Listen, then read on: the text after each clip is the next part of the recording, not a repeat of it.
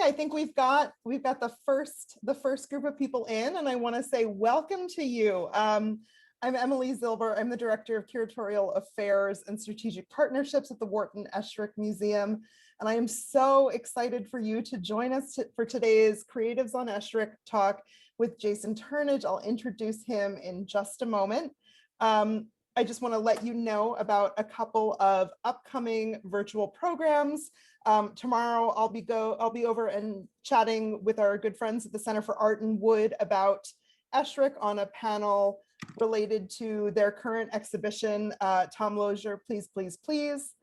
July 27th at noon is our next spotlight talk, which will be on the homemade bandsaw built by John Schmidt that Esherick used in his overall shop practices. Our next Creatives on Esherick talk is with Christian Burchard, whose amazing instrument, Riff on a Danzo Nugoni, won second prize in our juried exhibition, Wood and. That's at August 10th at 3 p.m. We hope to see you there. You can find information for all of these programs as well as recordings of past programs on our website. We hope that you'll come visit us now that we're open to the public again. The three pieces that won top prize in the Wood End competition, including Jason's work, are on view at the museum until September, and Roberta Masich, Artist in Residence, is on view through December. So without further ado, I'm so pleased to welcome Jason Turnidge to the Esherick Museum's virtual space today. If you came to the Wood End opening, you got a taste of Jason's incredible work and ideas, and I'm really glad that we have a chance to sort of dig in deeper today. Jason founded Turnage Industries in 2016 as a design and manufacturing studio, in part to test the effects of contemporary manufacturing technologies and explore post-industrial craft through modular furniture. He examines the domestication of factory-based machinist techniques to make tools for contemporary living.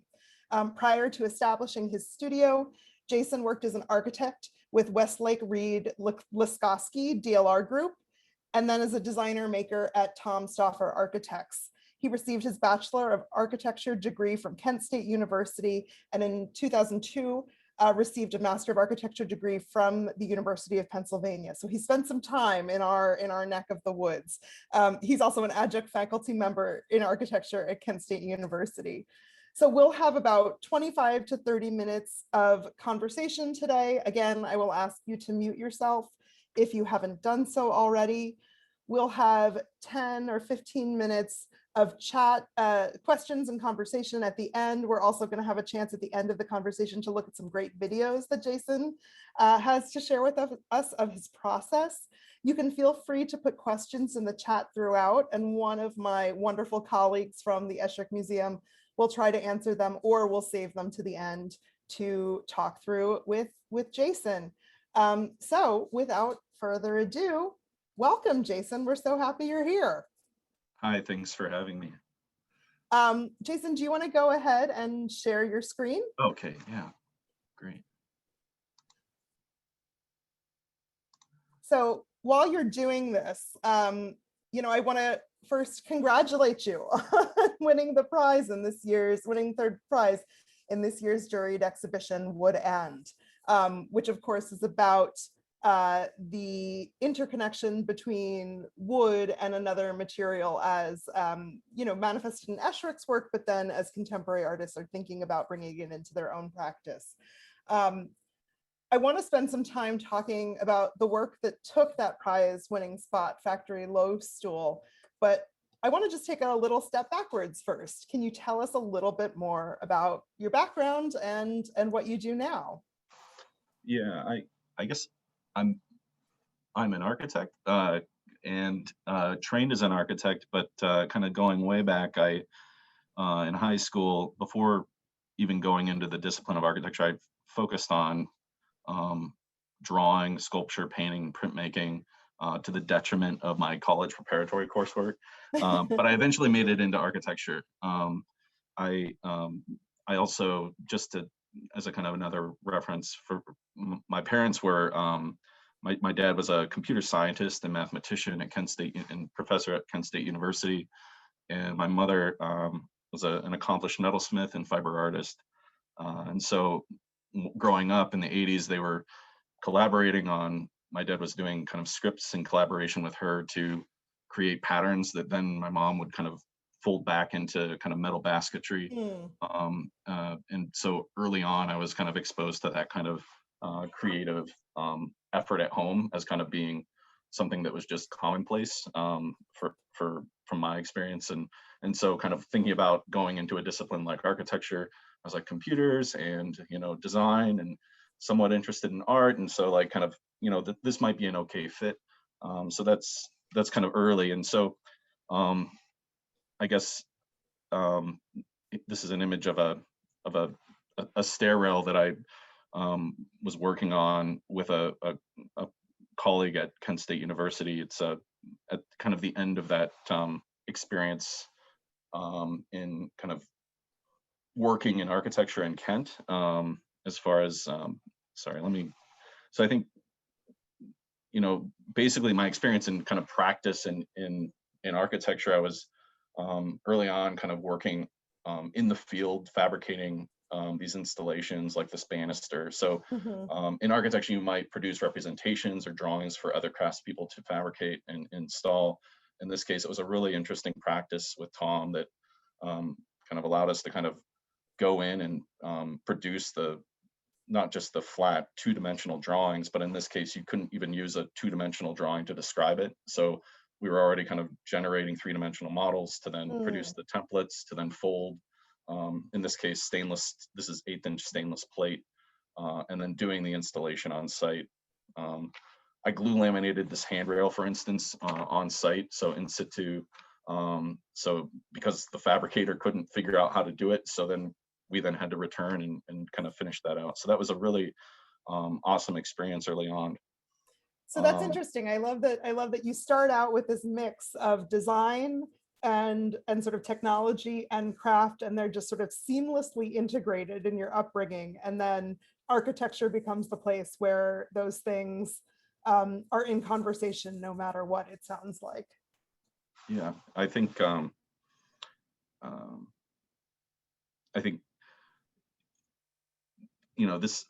this is really it's a non kind of standard approach to practice, which I was exposed to and be able to be a part of. And I think it was great to have that kind of early on in my career. So let's see, I guess yeah, so I also yeah, so I guess like in kind of thinking about what kind of relationship to furniture kind of I guess starting the interest in kind of working in furniture, I think the banister is kind of like a nod to a piece or an artifact which the human body actually touches, like the handrail itself, and you move around this in space, and it's not merely kind of the walls around you or the kind of the windows and the voids or the thresholds, that it's already kind of operating at the scale of furniture, but not it's still attached and grounded to something fixed. So this is this slide showing a collaboration I did with my wife, Katie Strand, who teaches also as well at Kent State University. And so we were looking at this, interested in this pavilion that could be fabricated out of modules that would allow us to, when the temporary pavilion's done, that it wouldn't just go to the waste, the kind of dump site, that you could actually use the resources and the embodied energy and the kind of care that you put into the parts into kind of allowing it to become a stool. So kind of multiple uses. So, whether it could become like a screen wall or a stool. So this is kind of like a scenario for thinking about kind of multiple uses of the things that we make beyond just, say, the temporary kind of event. I think the response to this in the jury was, I don't think you can do that. And so that kind of ignited a kind of desire to prove them wrong.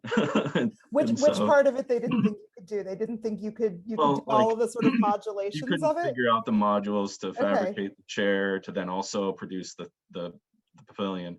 So kind of bringing this slide up, this is kind of an array of like pieces that I'm able to craft on my own, but what you're seeing in the center is kind of, these were 3D printed parts. Before I had any kind of real fabrication equipment, I didn't have a CNC mill, I didn't have a table saw or anything. I was printing these parts, and within the area or in the region that we're in Ohio, you know, Toledo's not too far, and I was able to take these 3D printed parts and have them sandcasted into aluminum. So be able, and they were far less expensive than the 3D printed parts. And it was just kind of this fantastic like view into a world of like, wow, I could actually pull this off, and you know, maybe we could do this. And so, but there were a lot of things where like in that kind of beginning, I was like, I really need access to a mill, and Mm-hmm. I didn't really have access to a mill. So that's when I kind of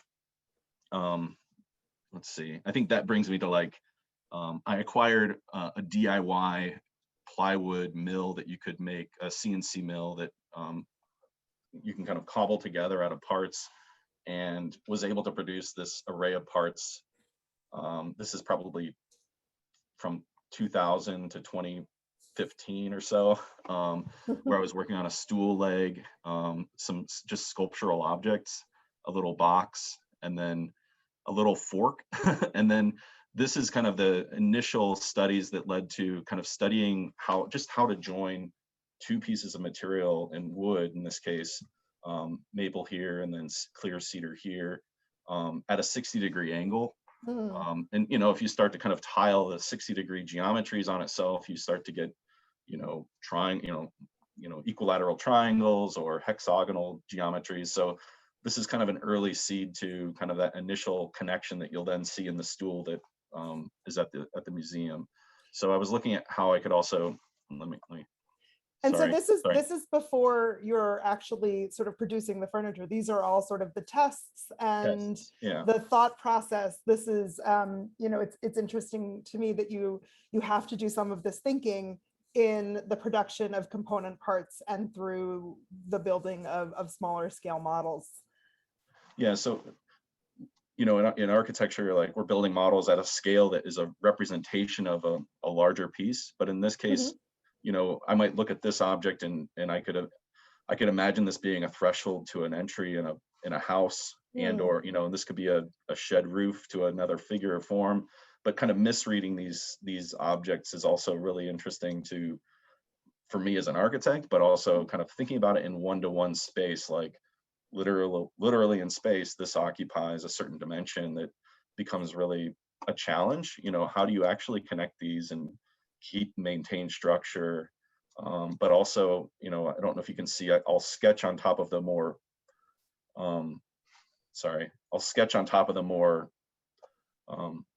arcane kind of connections, and kind of begin to carve them in ways and how the forms kind of slip past one another to kind of maybe either make the joint more mysterious, or I don't know, kind of just to kind of work with that end condition. That's a little bit in the weeds there, but that's the yeah, I guess being able to craft even a joint or a detail was kind of like, if I can't do that, then the whole becomes kind of potentially irrelevant. And so I guess I was interested in kind of like figuring out what that means to join just two pieces of wood. And I'm not formally trained as a woodworker. You know, I haven't done a dovetail joint ever. And in this case, a lot of this furniture, I've almost pushed this rule of like, I don't want to use glue. And what that does is it kind of forces me to kind of navigate furniture which is demountable. Like you might look at like Prouvé chairs, which are, say, demountable objects and kind of hang on a wall. But in this case, I think it allows for, you know, a kind of, it might be a bad word and say high design furniture, but kind of flat packable. So like I've seen many people throw furniture away because they can't move it.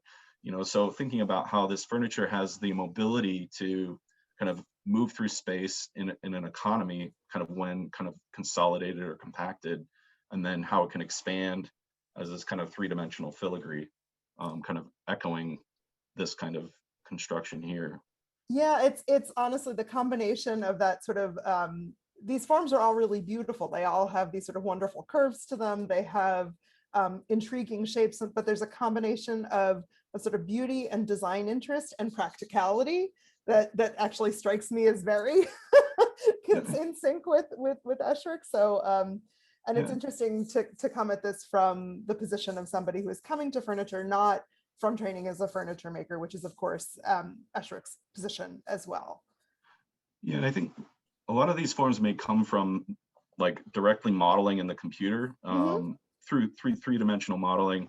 I guess my experience at UPenn was the first year or so where they basically forced completely paperless studios. So Mm. we weren't allowed to use paper, and drawing and kind of sketching was like looked down upon. But my experience at Kent was like completely counter to that. Like everything I did at, in the offices I worked in, we were still using like lead holders and working on vellum and overlay. It was kind of an arcane way to work, but I think the Mm-hmm. contrast between those two spaces were really kind of helpful. So I don't. What do you feel? What was the biggest lesson that came from moving to an entirely virtual sort of design studio?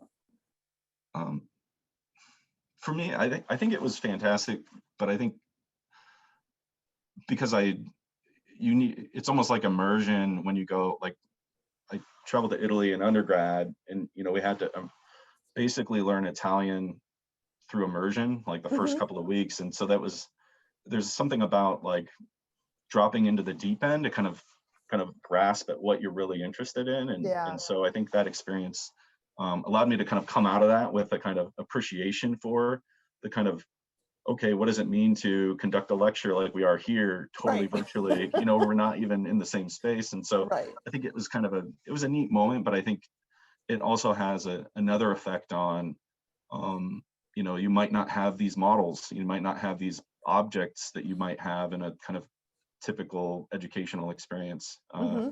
So I think with the advent of like 3D printing and the expansion of that, you get a lot of architectural models which are really pretty amazing, but there's also this kind of um, there's also a space for kind of really thinking about how things are put together and made too, that may be lacking. I Mm. don't know. Sorry, let's see. I'm trying to think. So this is kind of later work, kind of iterating on tools once I had access to my mill, my CNC mill, and then also the I have a metal mill for machining metals, a vertical knee mill. So I was experimenting with like really getting into tool paths for kind of crafting and refining surface Mm-hmm. quality. These are brass bottle openers, for instance. And then I did a series of spoons. This is a coffee scoop and a thin wall spoon, it's kind of cupped out through the length of it. So Mm. it's taken down so this is using the CNC mill to feather the maple down to a 1/16 of an inch wall throughout, to see how far I could kind of push this machine that really doesn't have any sensitivity like a human, right? It doesn't feel the resistance of the wood. It's not a chisel working on the material. So it really doesn't care if it breaks the material. So Mm. it's me kind of learning how to make an approach to the wood kind of more sensitive in making these. This is a spoonal. So it's a funnel and a spoon, and there's a little trough that's like an aqueduct that kind of runs through that. So Mm. they're like little linguistic poems that I kind of create to think about maybe hybridizing objects like the funnel and the spoon. And so then like kind of going from there, I guess, you know, looking at the object like this, as kind of mentioned before, like as an aqueduct, these could be like monumental in scale. Could Mm-hmm. these be like a half pipe that you're kind of occupying in the city, or are they as intimate as a spoon on a table? And kind of playing with those relationships or arrangements become, um, you know, pretty exciting to me. You probably can't see the video that I have, but there's a little, so I'll work in, say, concrete. I don't know if it's not showing Mm-hmm. up, like the spoon and this like cast concrete kind of component that kind of references these geometries. But I guess so this is about kind of being able to even, like, my lack of experience in wood, like this allows me to work on sanding apart, as simple as Mm-hmm. just like can I get a surface finish that is desirable to me and then ultimately to other people, that kind of appreciate the grain, or see what's wrong with the process before scaling to, why am I going to make a bunch of chairs? Why am I going to make a table if I can't actually do this well?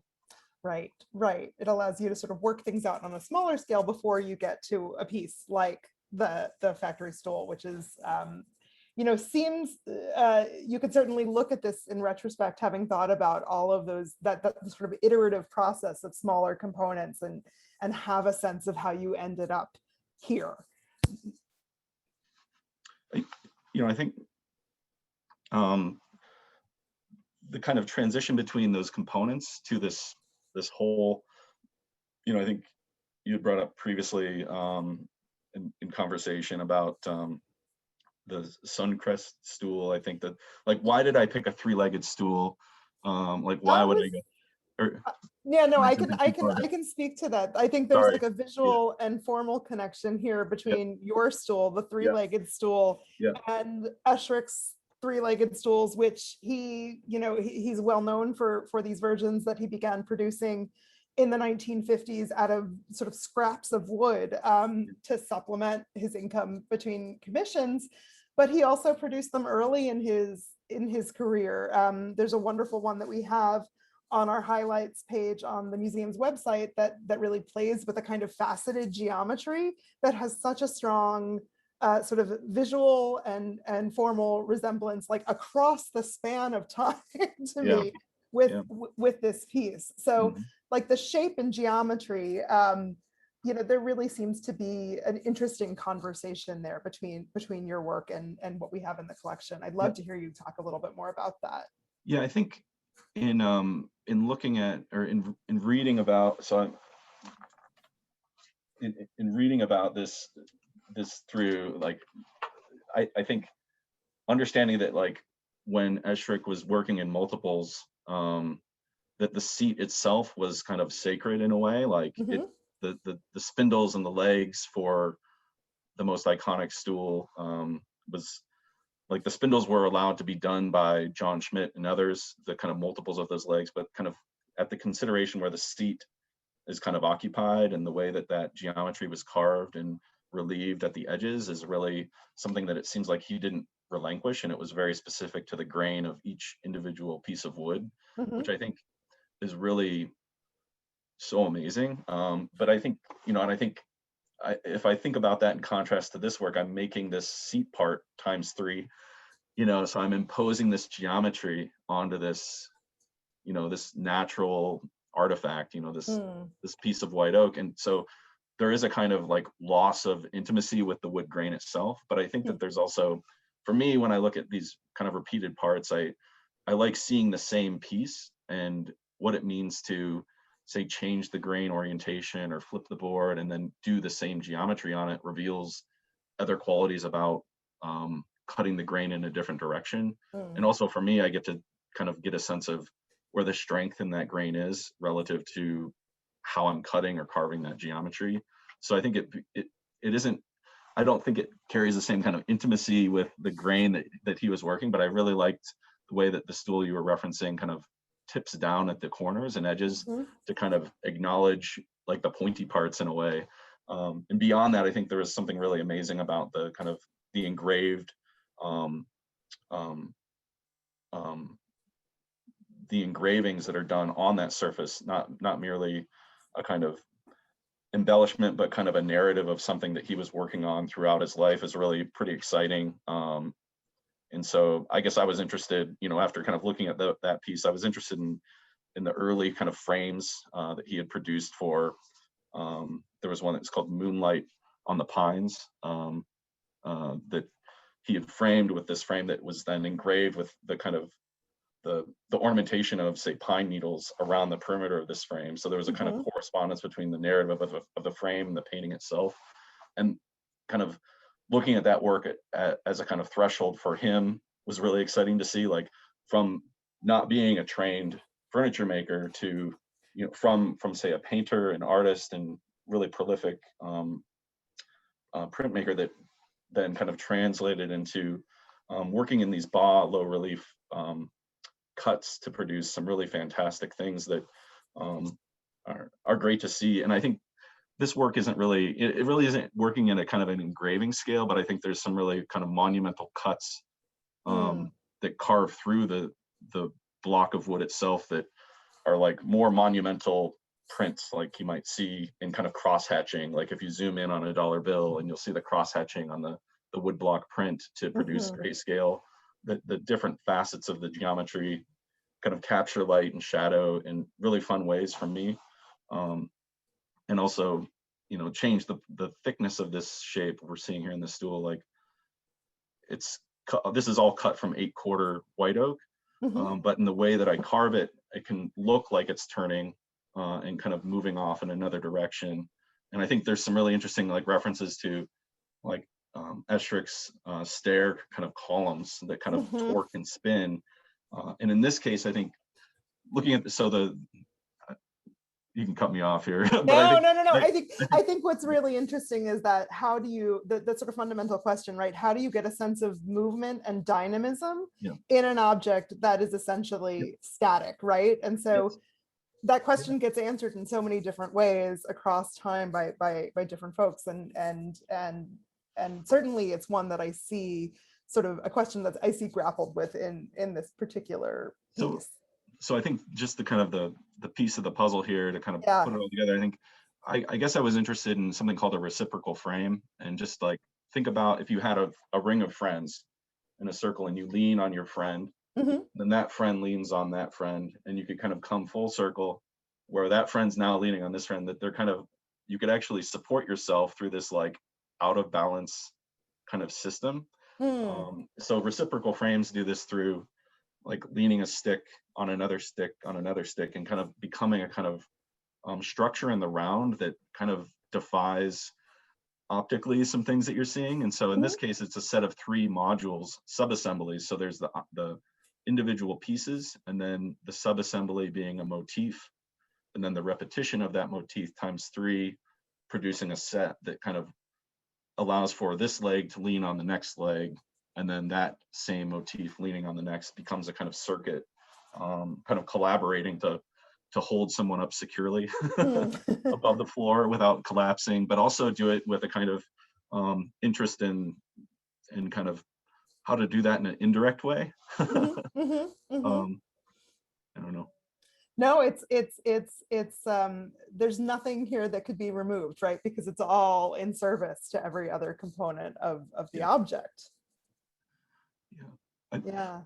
I I really want to take an exercise on this stool where I kind of take it down to the absolute most, like the kind of put the wood on a kind of like you just kind of take the wood and say remove as much as I possibly can and see where I Mhm, end up, to like make it as light as possible as kind of another exercise, a game to play, with the material, to see what limits I could take it to. Because I think it'd be great to like reduce the weight by like 5, and then I think that opens up conversations about thinking about, it's not going to help global warming. Like I'm not going to solve issues about the world with this stool, but I can think about like shipping and what it means to ship something that's 10 times the weight. mhm, If I shift these to titanium, I could think about the embodied energy and what resources I'm extracting from the earth, and then mm, also returning to people's lives.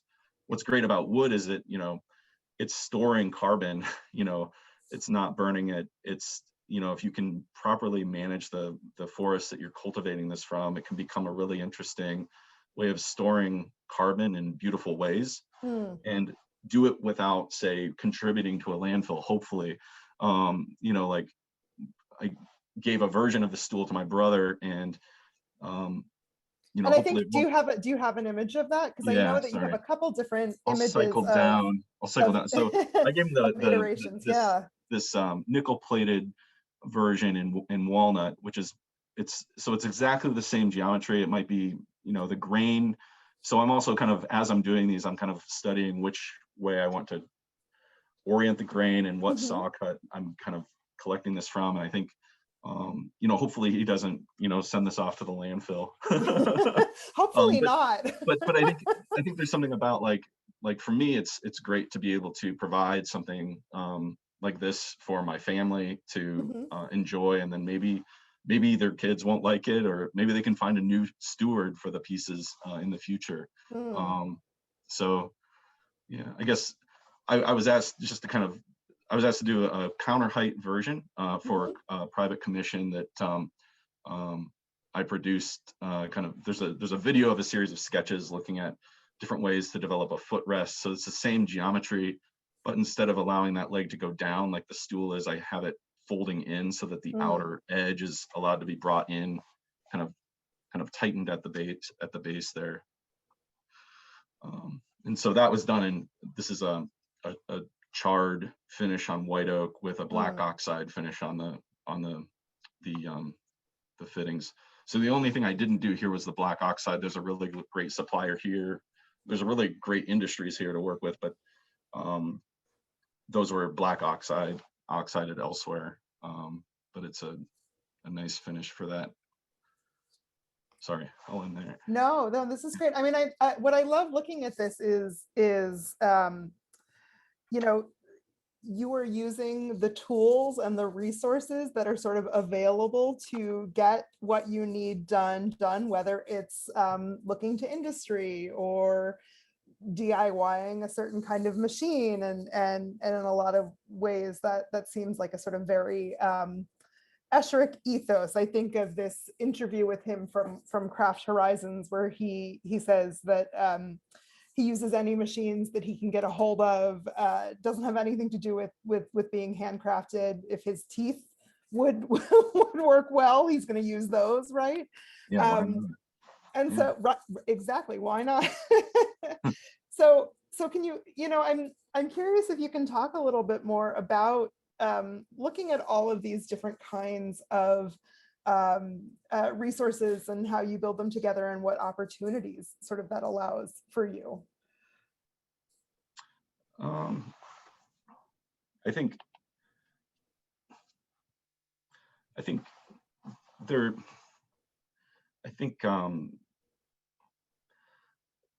what I can do with the tools that I have, there there are tools that I might call like hardware, Mm-hmm, and there are tools that are like software, right? That mm-hmm, might not be part of a standard toolkit, or they might be, right? Like you might.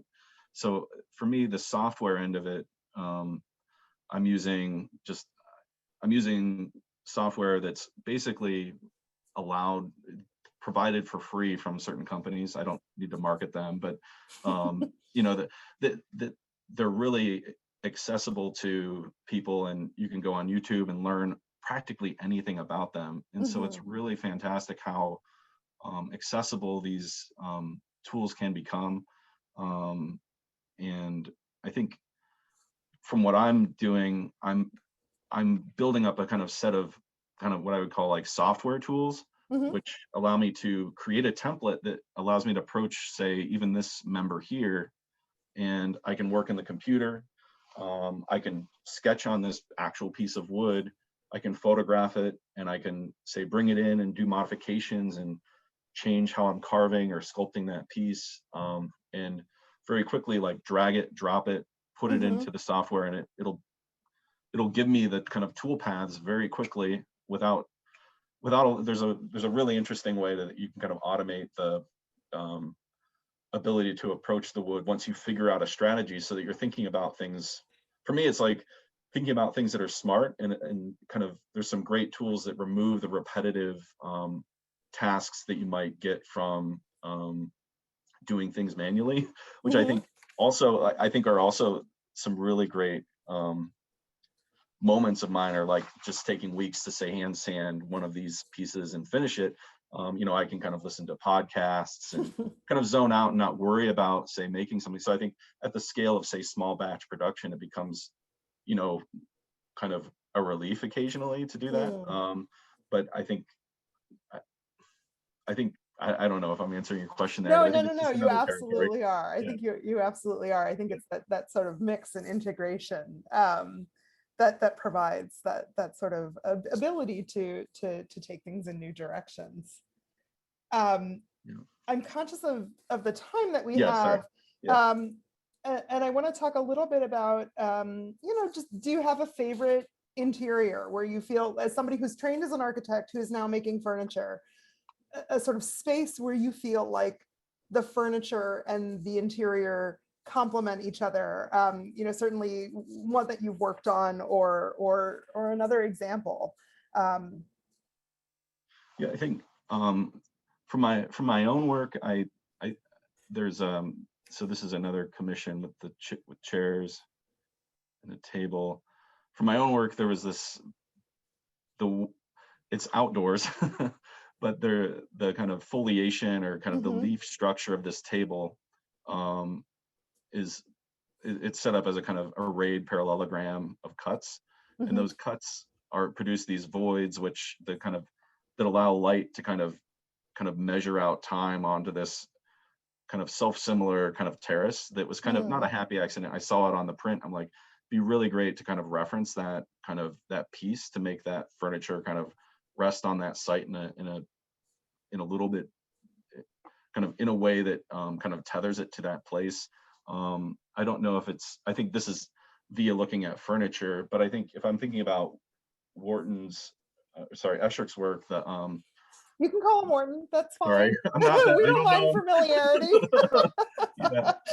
So I think Esherick's work, the stucco tower adjacent to the entry and I know this is an interior, but I think the way that um, it was discussed in Mansfield Bascom's book, The Journey of a Creative Mind. I think Mhm, the way it was discussed as kind of, it was this, to me, the coloration of the stucco becomes this kind of like circling back to his earlier kind of paintings in a way, this kind of mm, impressionistic architecture, and the ability to maybe lean against the handrail allows you to kind of occupy his paintings in a kind of monumental way and kind of immerse mm. yourself. It's like early VR experience, but in reality, like, so yeah, I think that would be a really interesting moment to kind of think about in relation to um, kind of color, and not the kind of binary kind of black to white kind of woodblock cut that he was working with, but I think kind of thinking about kind of impressionistic kind of color, and Mm. how that kind of stucco is kind of I think he was kind of talking to the people applying the coloration to the stucco in really interesting ways. So I think that seems pretty fantastic, and seeing that color and the form through the seasons, just through the Instagram feed, is really exciting to see. Um, so I don't know. No, I love that the examples here are sort of tie to architecture, not as just as something that is about interiors, but as something that is about how built things interact with an environment, which I think is so much a part of this holistic sort of approach to looking at sort of how the things that we use to build our world and to shape the spaces that we exist in are in conversation with one another. I think another great space would be at the Curtis Bach House. Mhm. Is the windowsill in the music room.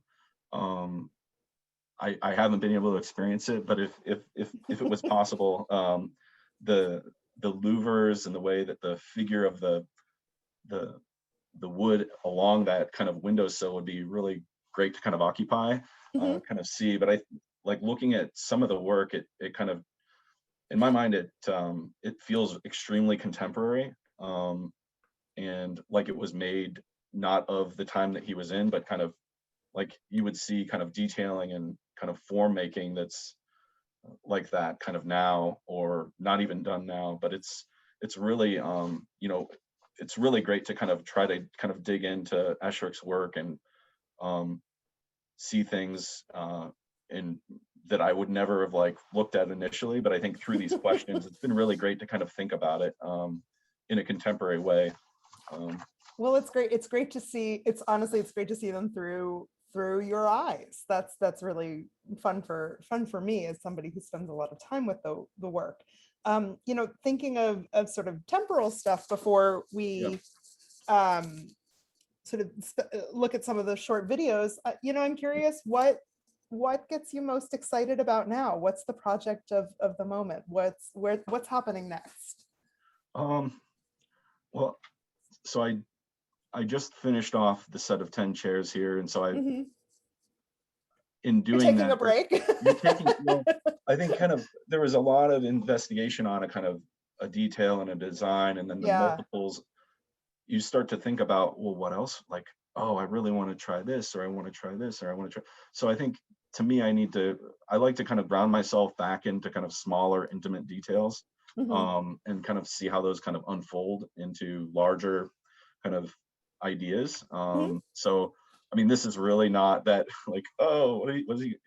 So I've worked on this pen. These are all just nickel plated, but in this case, there's a time capsule where I'm Hmm. just working on, say, threading. Um, I machine this thread in using the mill and just connecting a cylinder together, right? Like, how simple is that? But I could say start to kind of craft or restructure this into a kind of geometry. And this isn't, say, bound to wood. I'm interested in, this is tool steel that I've machined and fashioned into a knife, but I think it would be really great to work with making tools, as well, Hmm. wood cutting tools, to examine how those might make marks.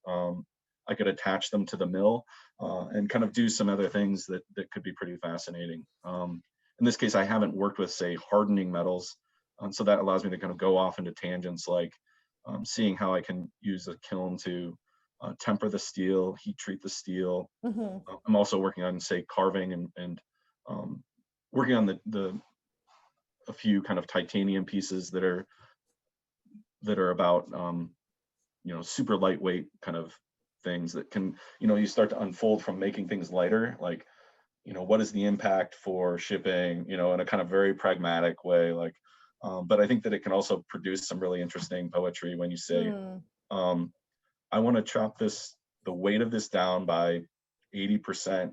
Can I do it? And then that becomes this like challenge and exercise that isn't based on, say, I'm not looking at Pinterest, and, I do follow people on Instagram, but I'm trying to put blinders up because, I'm not going to be on this earth like forever. Like, I want to kind of like, I Yeah. don't want to do um, like why make IKEA stuff or what. So like, if I want to focus on producing things, it's really great to just dig down into kind of thinking about the details in a solitary way. But I also do Hmm. love having conversations online with some really great artisans out there that will DM and kind of share ideas and talk about things that are really really awesome to do to kind of produce a community. Sorry. No, that's so it's this like really exciting information gathering and iterative phase where you're testing out a lot of different ideas, and I know we're all excited to see where you take them. You want to see the videos, I or is would it love to too see the soon? videos. I think we have Okay. time. I think the Okay. videos are so wonderful because they really give a sense of some of the process, and when we were chatting earlier before the program today, you talked about this sort of idea from the writer and curator Glenn Adamson, thinking about Yeah. craft as a verb, As a right? And verb. that's what you Yeah. get through these That was, videos. that was from Scratching the Surface podcast. I'll have to look that up, but it'd be great if there could be a link to that. Sure, we'll figure it out. The the kind of my words aren't really going to do any of the activities justice, because like that's where things happen. So I think I guess I'd do a shop tour first. This was 2016. I don't know if that helps. Mhm. Um, this is a 360 tour of my 300 square foot space. It's a garage. So I have like a little computer zone. These are some tools, work table. It's not like, so sorry. So there's the CNC mill that's plywood. This is in early 2016. So I've leveled up and gotten a 4x4 aluminum kind of chassis mill at this point. But the work has kind of allowed me to kind of do that. Mhm. But kind of starting from, and this is where it's kind of consistent with, say, John Schmidt's like bandsaw kind of like Mhm. um, brute force method of getting access to the tools in any way you can. So actually, the stool on exhibit was produced on this mill, as Mhm. well as the walnut, and then the other versions of that in cherry. So this did a lot of that initial work to produce the future work. Mm. And this is the vertical knee mill. Sorry. So this is what allows me to. This is a Tormach mill they're out of Madison. They import these, but they're really great for kind of fixturing and kind of doing some really precise cuts in metal. And I had no idea that you could initially kind of cut metal like that, but carbide and rotation, 3D printer over here in the corner, printer. But so I'm kind of iterating through 3D prints and various things. So that's it, 300 square feet. It'd be great to have a larger studio. So I also do quite a bit of sketching and iteration. This is the stool on exhibit, superimposed, and this is just sketching on an iPad, but I'll do this manually and analog, scan those sketches in, and then I'll draw on top of it.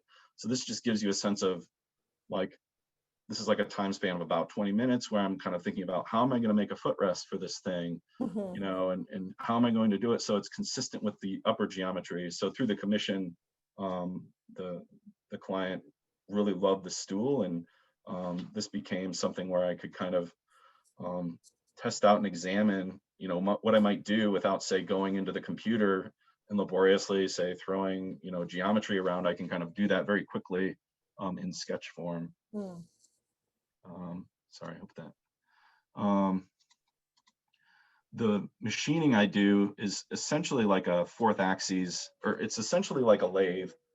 Like this is the spindle or a router that's cutting what you might have in a lathe, but in this case, I'm able to index to specific angles and orientations to put the connections in exactly where I want them. What's interesting is if you aim in the computer for like perfection, you might be off by like a 64th or a 1/128th or something, but like you're talking about measurements that architecturally, like contractors on site might hit like a 1/4 inch plus or minus, you know. So thinking about it from a furniture making standpoint, it becomes really fun to kind of see how close you can get to like your idealized, say, digital model. Sorry. And then I make these things. So the current chair and table, this is on the metal mill. I use this kind of it's a fixture called it's like a Pearson pallet system that allows me to place this aluminum pallet, machine locations into that pallet, and locate stock and remove that stock in a predictable way every time. And so I have 2 of these pallets that I can kind of swap in and allow me to kind of produce a production line for making those connectors. And then the last video, sorry, is no, this is great. Yeah, the last video is basically that, what I call a glitch flitch block, where it allows me to like take a flitch or a kind of piece of wood and say like position it in space in a different way than I might be able to using other techniques. So this is how I can make these structures demountable. And the kind of the thing here is that all of these parts are interchangeable because I'm using the precision of the CNC metal milling machine, where this part is interchangeable with all the other parts. So I've taken the parts of the chair, for instance, and like produced other strange beasts that shouldn't be made, right? Like they don't make a chair, but they make something else. And so it's a really fun way to kind of sketch in 3 dimensions, you know, not unlike Lego. But in this case, it gives me a high degree of control over producing kind of structure in space. Yeah. This is fantastic. So I think I love seeing those videos because they really do get that sense of process sort of right there. I want to thank you so much, Jason, for being so generous and sharing your time, all of this sort of information about your practice. If you can unshare your screen, okay, we'll see if we have time for a couple of questions from the group here. People can either drop those in the chat, or you're welcome to unmute yourself and just go ahead and ask. But I want to thank you just so much for spending this time with us today. This is fantastic. Thank you.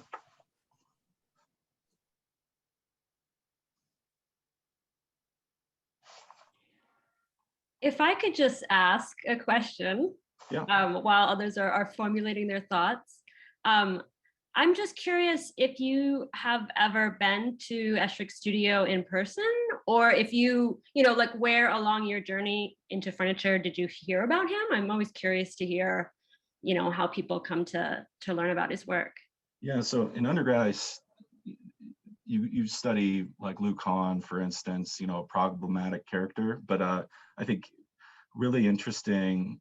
He did an amazing house for Margaret, I think Margaret Esherick, and so the Esherick house is really that was kind of a tiptoe into like finding out about Esherick. I probably should have learned about him sooner, but I didn't have that kind of exposure. But I think in that house, to me, like it wasn't Esherick's work, but the way that the windows and the shutters on that structure perform like a giant piece of millwork or furniture for the house to the site, kind of a dialogue. And I think, you know, at that point I had seen like this kind of really interesting like contrast. But so Esherick was commissioned to do, or kind of enlisted to do the kitchen for that, and that was like his domain. And so I think there was something really interesting about the kind of contrast and also complement.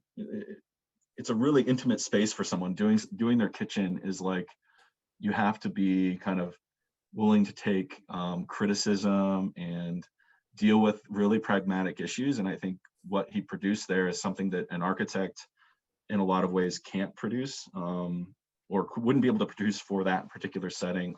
And I think it really produces like the layering of kind of activities in that house produces a really rich quality through a kind of collage of architecture and furniture that you might not get through, say, one person's viewpoint on that structure. So that was my initial kind of exposure to Esherick's work. But I think what's been interesting is just there's been just a series of like, you know, kind of being drawn back to the work, and then more recently just through seeing the Instagram feed. I do really I really need to schedule a visit to the museum. So sadly I haven't been there. When you get here, we'll try to make sure that the Margaret Esherick house is a is a part of that too. That'd be great. We know some people. Oh, great. Pull some strings.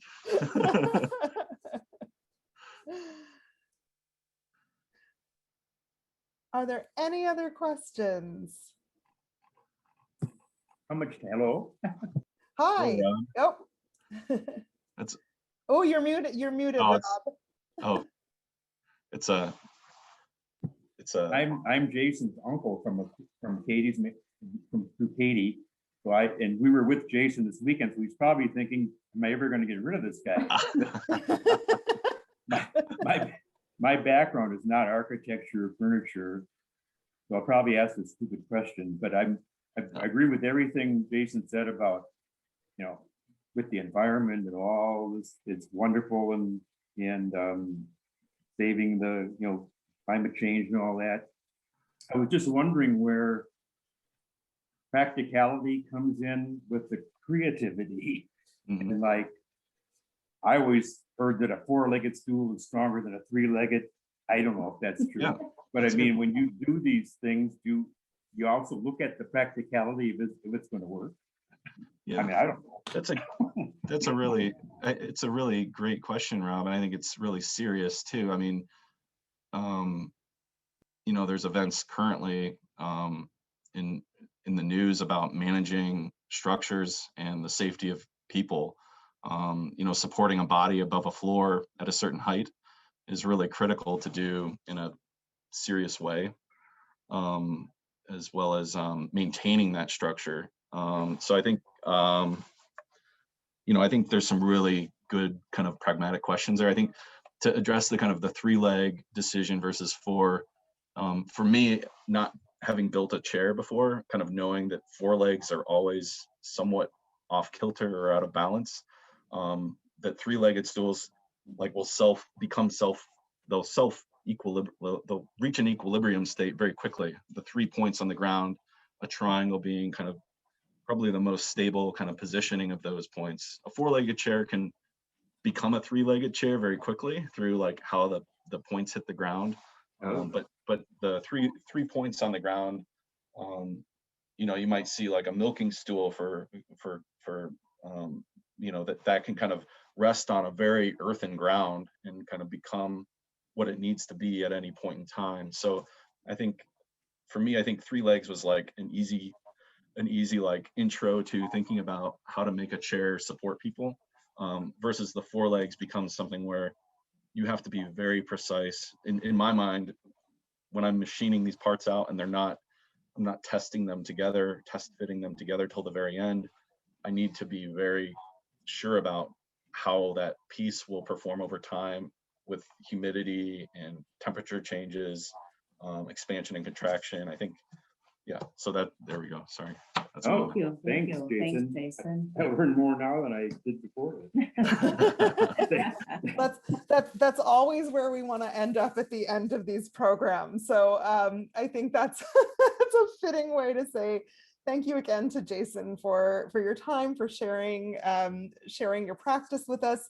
We hope that folks will come by the museum and see Jason's work in person through September.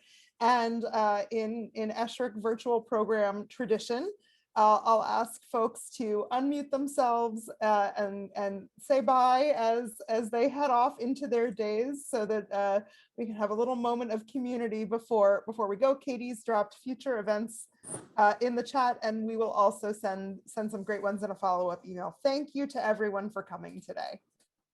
Thank you. Thank you. Thank you. Bye. Thank you. Bye, Jason. Good to see you again. Yeah. Thanks very much. Enjoyed it a lot. Take care. Thank you. Thank you. Thank you.